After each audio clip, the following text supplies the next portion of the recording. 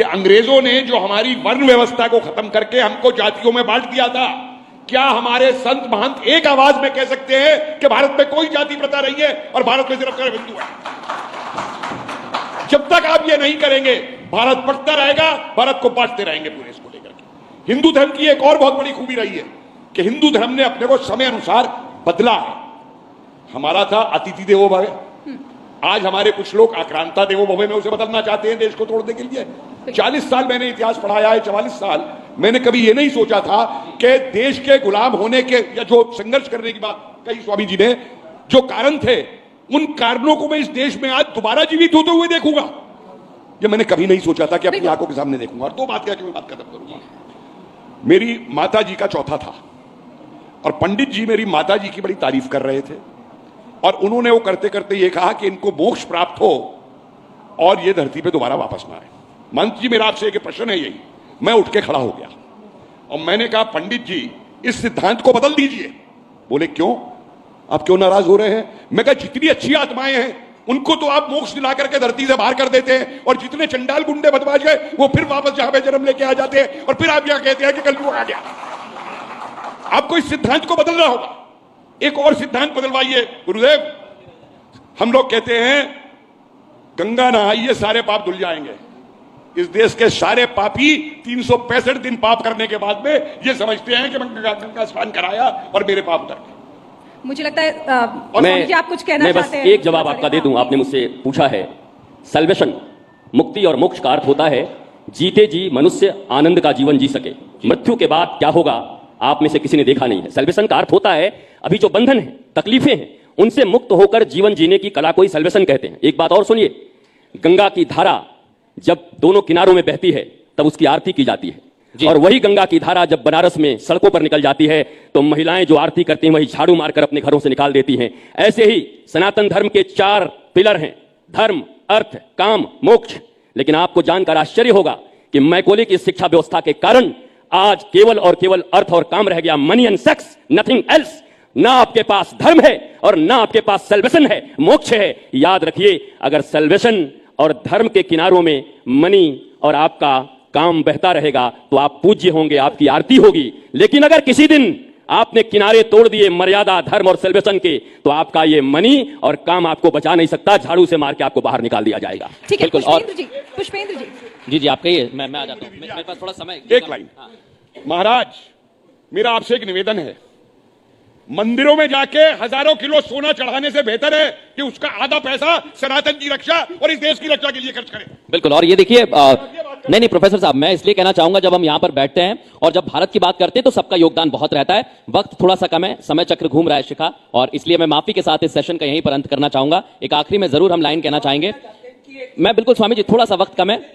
जी आइए आप कहिए। जी अभी आपको जानकारी नहीं है कि 2 साल पहले 13 अखाड़ों ने एक मता डाल दिया कि संत समाज किसी जात पात को कोई जगह नहीं देता, और पहली बार वाल्मीकि आजमगढ़ का एक बच्चा महामंडलेश्वर बनाकर चांदी का सिंहासन छड़िए देकर, और किन्नर समाज सारे का सारा जूना अखाड़ा में आया है।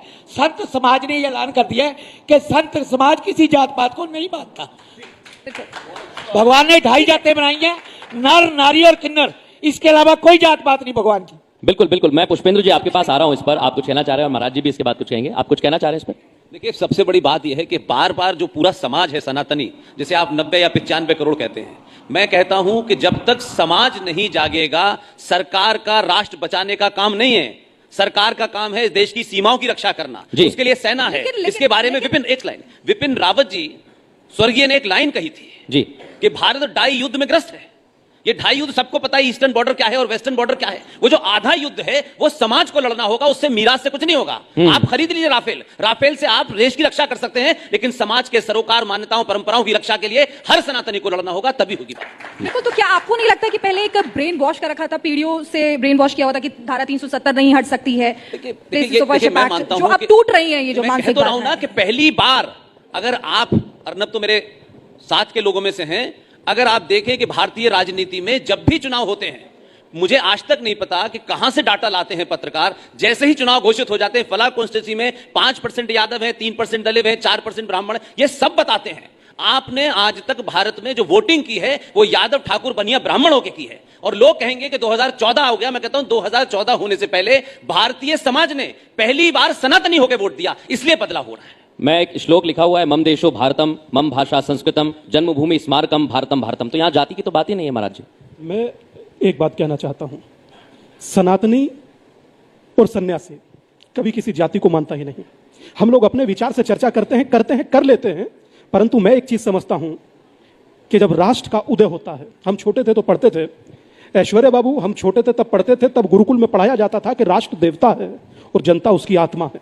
जब आत्मा खड़ी होती है तब आप परमात्मा को परिलक्षित होते देख पाते हैं। मगर आज एक महत्वपूर्ण पल, एक महत्वपूर्ण दिन, और मुझे लगता है ये महत्वपूर्ण पल और महत्वपूर्ण दिन उसलिए हो जाता है, राम मंदिर बनते कौन सी आंखें देख रही हैं, कितने लोग बैठे हैं, ये सब की आंखें राम मंदिर बनते देख रही हैं। ये एक मिनट शिखा, एक मिनट, ये सब की आंखें ज्ञानवापी पर चर्चा होती देख रही हैं।